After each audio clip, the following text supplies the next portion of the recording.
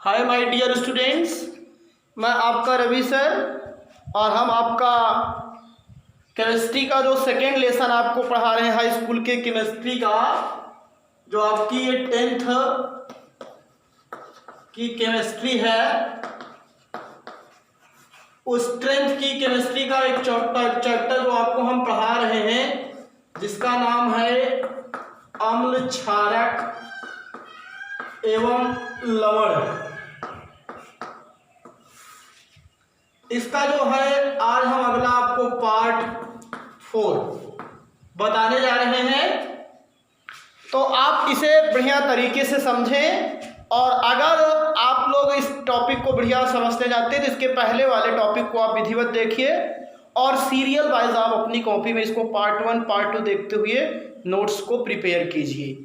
तो देखिए, इसके पहले वाले लेक्चर में हमने क्या किया था, आपको उदासीनीकरण अभिक्रिया पढ़ा दिया था।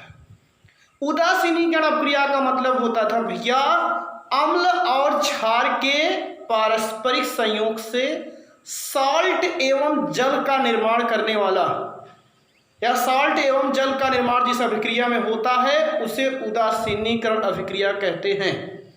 वह रासायनिक अभिक्रिया जिसमें अम्ल एवं क्षारक के संयोग से साल्ट एवं जल का निर्माण होता था उसे हम उदासीनीकरण अभिक्रिया कहते हैं। तो देखिए, इसमें एक टॉपिक निकल के आ रहा है सॉल्ट, और आज हम उसी सॉल्ट के ही बारे में क्या करेंगे, यहाँ पे पढ़ेंगे। तो हमारी हेडिंग क्या होगी, सॉल्ट, इसको लवण भी कहते हैं, सॉल्ट के प्रकार। सॉल्ट के प्रकार को जानने के पहले हम ये जान लें कि सॉल्ट या लवण किसे कहते हैं। इस चीज को पहले कंफर्म कर लें। हम यहां बताने जा रहे हैं आपको लवण या सॉल्ट। लवण या सॉल्ट का मतलब होता है भैया, एकदम अगर सीधा सीधा आप कहोगे कि उदासीनीकरण अभिक्रिया में बनने वाला जल के अतिरिक्त जो उत्पाद होता है वही आपका क्या कहलाता है, लवण कहलाता है।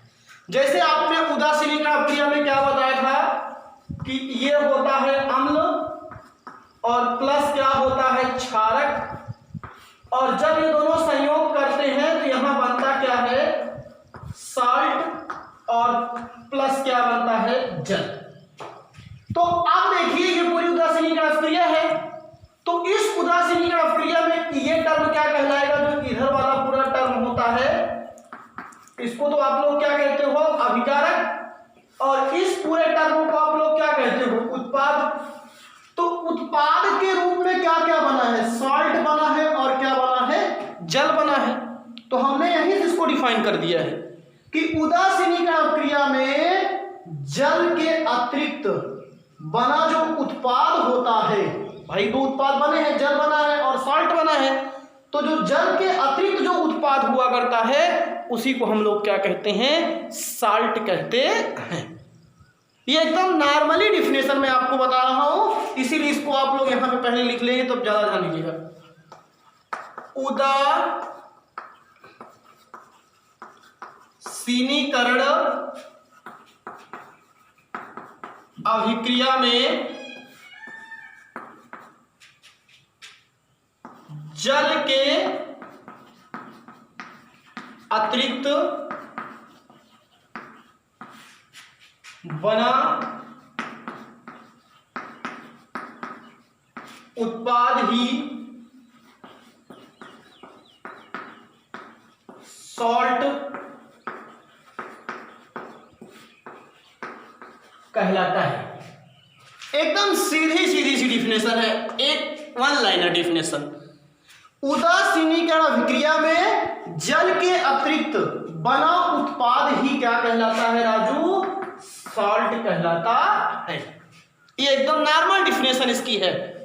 दूसरी डिफिनेशन इसकी बता रहे हैं या आप देखिए, जैसे आप यहां पे अम्ल के रूप में क्या रखते हो HCl, और यहां क्षारक के रूप में क्या रखते थे NaOH, लिखे ऊपर। तो जब इन दोनों का रिएक्शन किया जाता था तो इसका Na और इसका Cl, तो यहाँ पे बनता था NaCl और यहाँ से OH और यहाँ से H, तभी तो बाहर होता था क्या H2। तो अब आप देखिए जो ये NaCl में है, NaCl में देख रहे हो, ये Na पार्ट कहाँ से आया है क्षारक से, और ये Cl पार्ट कहाँ से आया है अम्ल से। देख रहे हो आप लोग अच्छी तरीके से कि जो ये Na पार्ट है वो कहाँ से आया है आपका क्षारक से आया है, और Cl वाला पार्ट कहाँ से आया है अम्ल से आया है। तो इसीलिए क्या कहते हैं कि जो क्षारक हो अम्ल हो सॉरी साल्ट होता है यह भी जलीय विलयन में क्या हो जाता है वियोजित हो जाता है। लेकिन ये जब वियोजित होता है जलीय विलयन में, तो जैसे आपके पास क्या बना है ये NaCl, तो जो NaCl जब ये टूटता है तो आपको मालूम होना चाहिए किसमें टूटता है Na प्लस में, और Cl क्या हुआ करता है माइनस में। मतलब सोडियम धन आयन और क्लोरीन किसमें टूटता है ऋण आयन, ये ध्यान दीजिएगा। तो ये जो धन आयन बनता है ये और आपके क्या होता है ऋण आयन में टूट जाता है। तो साल्ट की डिफिनेशन आपको और बता दे रहे हैं। साल्ट वह आयनिक यौगिक होते हैं, ध्यान दीजिएगा, साल्ट ज्यादा करके क्या होते हैं ऐसे आपके आयनिक क्रिस्टल होते हैं जो क्या हुआ करते हैं जलीय विलयन में धन आयन और ऋण आयन में क्या हो जाते हैं वियोजित हो जाते हैं। वह यौगिक जो जलीय विलयन में धन आयन और किसमें ऋण आयन में क्या हो जाता है वियोजित हो जाता है, उसे भी हम क्या कहते हैं साल्ट कहते हैं। लेकिन एक चीज याद रखिएगा जो आपकी डिफिनेशन है कि धन आयन में अगर हाइड्रोजन आयन हो गया तो वो डिफिनेशन किसकी हो जाएगी अम्ल की। आप मालूम है कि जलीय विलयन में हाइड्रोजन आयन देता है तो वो अम्ल है। तो ये चीज ध्यान दीजिएगा कि धन आयन में हाइड्रोजन आयन नहीं होना चाहिए और ऋण आयन में कौन सा आयन नहीं होना चाहिए हाइड्रोक्साइड आयन, क्योंकि हाइड्रोक्साइड आयन हो जाएगा तो वो आपका क्या कहलाएगा क्षारक कहलाएगा। तो एक डिफिनेशन ये भी है, आपको ये भी डिफिनेशन बता दे रहा हूं ध्यान दीजिएगा। वे यौगिक पकड़िए जो जलीय विलयन में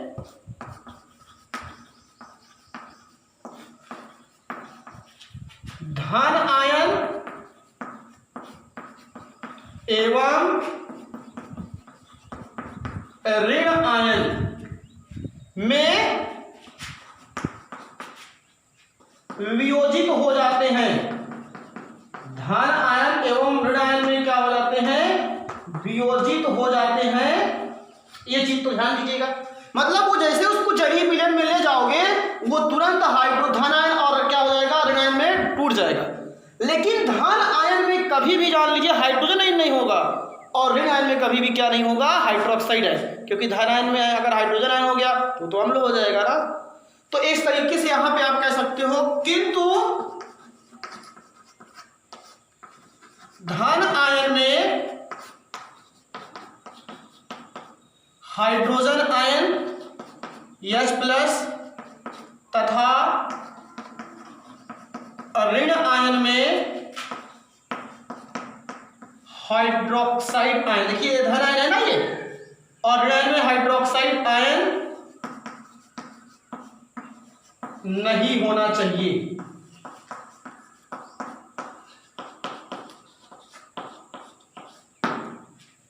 ये डिफिनेशन ये भी।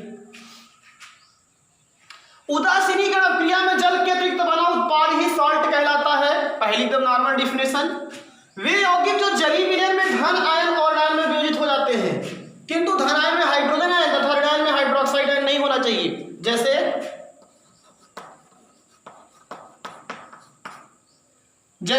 NaCl है। अब NaCl क्या है आपका नमक है।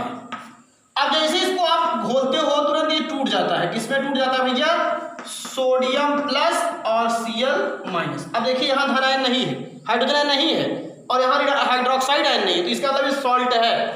तो ये आपका क्या है सोडियम धन आयन और ये आपका क्या है क्लोराइड ऋण आयन। बस एक एग्जाम्पल को, ऐसे बहुत से एग्जाम्पल हैं। आप ऐसे ले लीजिए, मान लीजिए हम एकदम सीधा सा उदाहरण लेते हैं CaSO4।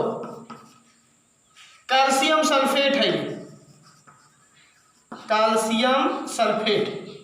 ये जो आयन हम कर रहे हैं इसको आप भी समझ सकते हो फार्मूले से। अब यहां पे देखिए तो ये कैल्शियम जो होता है आपको मालूम है इस कैल्शियम के ऊपर कितनी वैलेंसी होती है, 2, और ये प्लस चार्ज होगा क्योंकि इसके पास 2 इलेक्ट्रॉन एक्स्ट्रा होते हैं, तो ये Ca+2 में टूटेगा। और SO4 पूरा एक ऋण आयन होता है ना, सबको मालूम है फार्मूले बनाते समय सल्फेट, तो SO4 और -2, जितना प्लस चार्ज उतना माइनस चार्ज, क्योंकि +2 प्लस माइनस घट गया 0 बचा, और इधर भी कितना चार्ज है 0। तो ये आपका क्या है राजू, कैल्शियम धन आयन, और ये क्या है आपका सल्फेट ऋण आयन। तो इस तरीके से आपको मैंने सॉल्ट की परिभाषा बताया कि उदासीनीकरण प्रक्रिया में जल के अतिरिक्त बना ही उत्पाद सॉल्ट कहलाता है, और वे यौगिक जो जलीय विलयन में क्या होते हैं, धन आयन और आयन में वियोजित हो जाते हैं, किंतु धन आयन में हाइड्रोजन आयन और ऋण आयन में क्या हाइड्रोक्साइड आयन नहीं होना चाहिए, उसे भी हम क्या कहते हैं, सॉल्ट कहते हैं। और एक डिफिनेशन तो हम एकदम सीधा सीधा आपको और बता दें, ज़्यादा नहीं हो रही है, मैं इतना सीधा से जानता हूं कि जो आपको अच्छा लगे वही पकड़ लीजिएगा।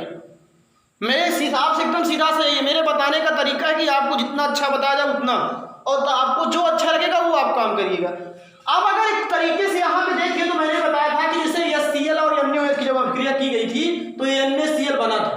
NaCl में देखिए ये पार्ट क्षारीय से आया था और ये पार्ट किससे आया था, अम्ल से आया था। तो इसीलिए एकदम छोटी सी डिफरेंशन और बन जाती है, वह यौगिक जिसमें अम्लीय, भाई ये अम्लीय भाग से आया है और ये किस भाग से आया है, क्षारीय भाग से आया है।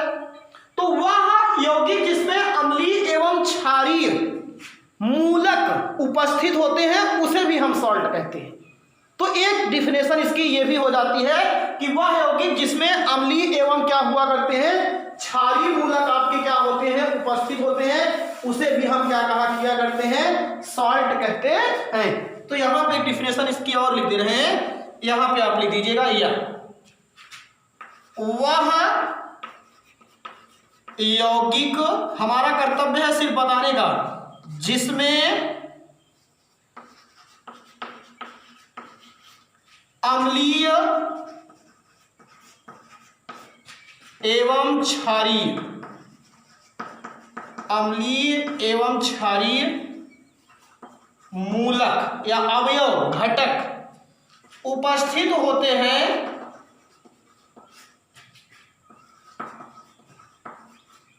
उपस्थित होते हैं, सॉल्ट कहलाता है। ये 3 डिफिनेशन आप पहले इसको कॉपी में उतार लीजिएगा और उसके बाद हम अगले टॉपिक की तरफ चलते हैं, सॉल्ट के प्रकार, टाइप्स ऑफ सॉल्ट।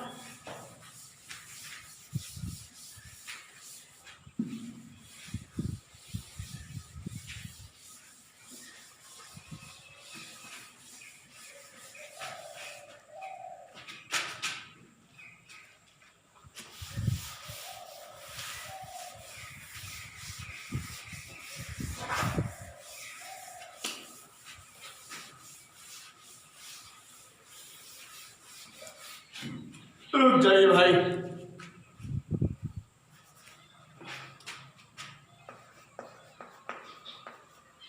लगाओ राजू हेडिंग किनारे। सॉल्ट के प्रकार, टाइप्स ऑफ सॉल्ट। थोड़ा 2 पार्ट में कर लिया करें तो तुम लोग जल्दी जाते हैं, बार बार मिटाना नहीं पड़ेगा।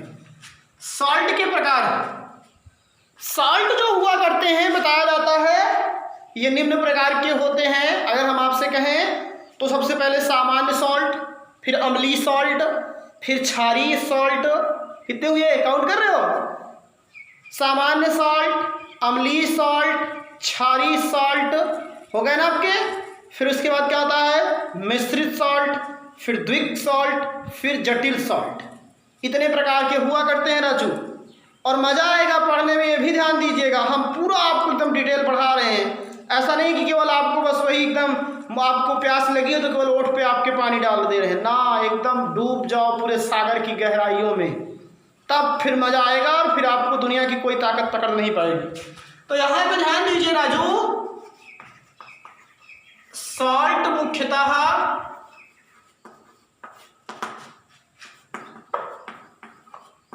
निम्न प्रकार के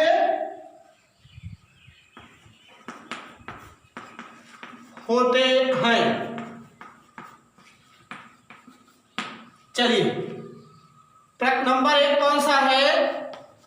सामान्य, या इसी को सरल भी कहते हैं, सामान्य सॉल्ट। दूसरा है अम्लीय सॉल्ट। तीसरा है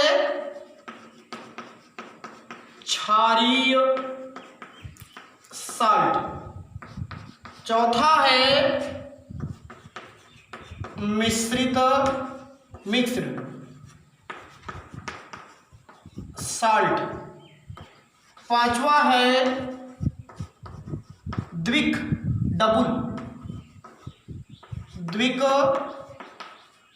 सॉल्ट। और छठा है जटिल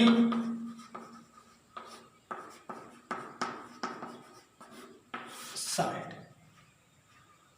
तो आप इतने प्रकार के सॉल्ट यहां पे पढ़ेंगे। पहला कौन सा है राजू? सामान्य सॉल्ट। दूसरा है अम्लीय सॉल्ट, फिर क्षारीय सॉल्ट, फिर मिश्रित सॉल्ट, फिर द्विक सॉल्ट और फिर जटिल salt. General salt, acidic salt, basic salt, आपका ये mixed salt, double salt, complex salt, इतने प्रकार के आपके सॉल्ट हुआ करते हैं। तो अब हम सबके बारे में यहाँ पे आपको हम डिटेल बताएंगे और उदाहरण सहित बताएंगे। तो आज हम सबसे पहले नंबर 1 सामान्य सॉल्ट।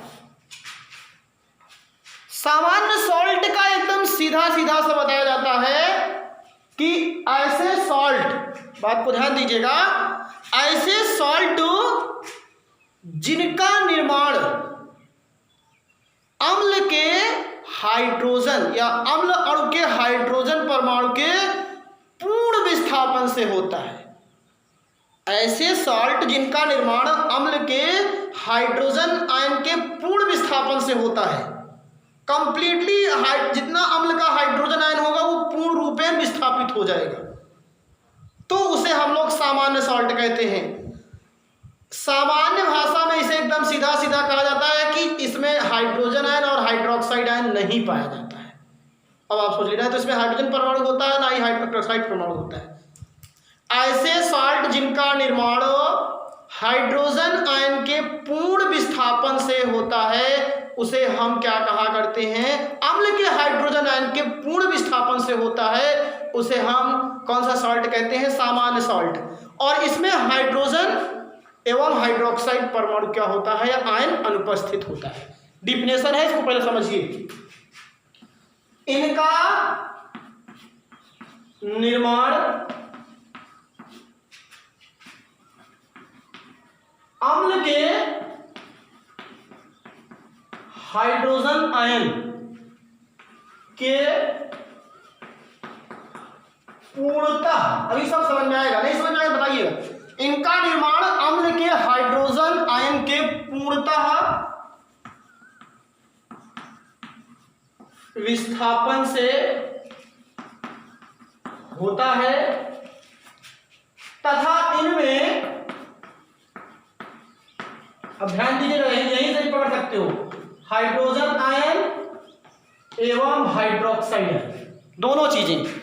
ना तो इसमें हाइड्रोजन आयन रहेगा ना ही क्या रहेगा? Hydroxide ion. पहचान करने का तरीका है, अभी जैसे 4-5 दे दिए जाते हैं, पूछा जाता है बताइए कौन सा सॉल्ट है? अनुपस्थित होता है। इनका निर्माण अम्ल के हाइड्रोजन आयन के पूर्णतः विस्थापन से होता है तथा इनमें क्या हुआ करता है? हाइड्रोजन आयन एवं हाइड्रोक्साइड आयन क्या होता है, अनुपस्थित होता है। जैसे हर जगह एग्जाम्पल है NaCl, KCl, MgSO4, Zn या MgSO4, CaSO4, MgCl2, CaCl2 आदि। आदि में और चाहे ले जाना चाहते हैं तो K2SO4 इसेक्टर। ये सब जितने भी टाइप के सॉल्ट हैं ये सब आपके कैसे सॉल्ट हैं, सामान्य सॉल्ट। क्योंकि जो इनका निर्माण हुआ है वो इसमें देखिए कहीं हाइड्रोजन आयन दिख रहा है, यहाँ Na यहाँ Cl है, यहाँ KCl है, यहाँ MgSO4 है, यहाँ CaSO4 है, ये MgCl2 है, ये CaCl2 है, ये K2SO4 है। तो ऐसे और सबको मालूम है कि सॉल्ट है ये, तो इसका निर्माण किस अभिक्रिया से होगा, उदासीनीकरण अभिक्रिया से। और कैसे हुआ होगा, एक भाग अम्ल से आया होगा, एक भाग किससे आया होगा, क्षारक से आया होगा। तो और अच्छा डिटेल लीजिए, यहाँ पे एक्सप्लेनेशन कर दे रहा हूं, इसकी व्याख्या भी लीजिए हिंदी की तरफ। अब हम NaCl की बात करें, देखिए कैसे बना है NaCl। ये HCl है और ये NaOH है, हो गई ना उदासीनीकरण अभिक्रिया। एक अम्ल है और एक क्या है, क्षारक है। अब देखिए यहाँ से सभी पूरा का पूरा हाइड्रोजन हटेगा, पूरा हाइड्रोजन, और यहाँ से पूरा का पूरा क्या हट जाता है, OH। और जब यहाँ से पूरा पूर्णता, देखिए लिखा हूँ हाइड्रोजन के पूर्णता विस्थापन, तो यहाँ से पूर्णता हाइड्रोजन हटेगा और ये जाएगा OH के साथ। एक कौ हाइड्रोजन नहीं बचेगा, जान लीजिएगा, और जाकर के जुड़ गया, तो यहाँ बन गया आपका H2O। और अब बचा क्या, Na, और ये क्या बचा Cl, तो यहाँ पे हो गया आपका NaCl। देख लीजिए हुआ कि नहीं भाई, कि ऐसे सॉल्ट जिनका निर्माण अम्ल के हाइड्रोजन आयन के पूर्णतः विस्थापन से होता है उसे सामान्य सॉल्ट कहते हैं। और ये देख लीजिए इसमें ना तो हाइड्रोजन आयन है ना तो हाइड्रोक्साइड आयन है, तो ये कैसा सॉल्ट है, सामान्य सॉल्ट है। अब कुछ समझ में आए बात। अब ये बात और पकड़ लेता हूँ, ये तो नंबर 1 हो गया, नंबर 2 ले लीजिए। अब नंबर 2 में अगर हम बात करें, जैसे KCl लिया है, तो यहाँ पे KCl का मतलब क्या है जानते हो, HCl लिया गया था, और K वाला पार्ट किससे आया होगा, KOS। ऐसे सब बनते हैं, ये रिएक्शन पकड़िए तो आपको आधे फार्मूले आने लगेंगे। अब देखिए यहाँ से पूरा हाइड्रोजन हटेगा और ये जाकर के OH जुड़ जाएगा, तो यहाँ बन जाएगा KCl, और प्लस यहाँ से देखिए ये आपका क्या है K, और यहाँ से Cl निकल गया, अब H और ये OH बन क्या गया, H2O। तो ये आपका क्या है राजू, पोटेशियम क्लोराइड।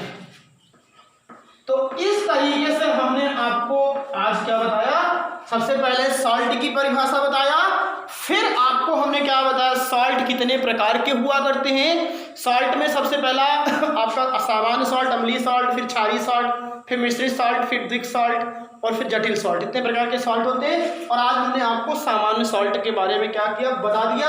तो इस टॉपिक को एकदम विधिवत देखिए, ये कंपटीशन लेवल पे भी पूछा जाता है, और अगर आप इसको अभी से यहाँ क्लियर करे रहेंगे तो आपको इंटरमीडिएट में ये बहुत हेल्प करेगा। इस चीज़ को आप ध्यान दीजिए। तो आप बढ़िया सा इसको देखिए। और काफ़ी बच्चे हमसे बार बार इस चीज़ को पूछते हैं कि सर आपके हमको पूरे वीडियो नहीं मिल रहे हैं, तो मैं आपको हर वीडियो में इस चीज़ को बताता हूं, इसीलिए कि आपको क्या करना है, अपने YouTube चैनल पर जाना है और YouTube चैनल पर जाकर के लिखना है Ravi institute chemistry and biology. जैसे ही आप लिखोगे हमारी आपको पिक्चर मिलने लगेगी, फोटो, उसको देखिए नीचे लिखा रहता है सब्सक्राइब।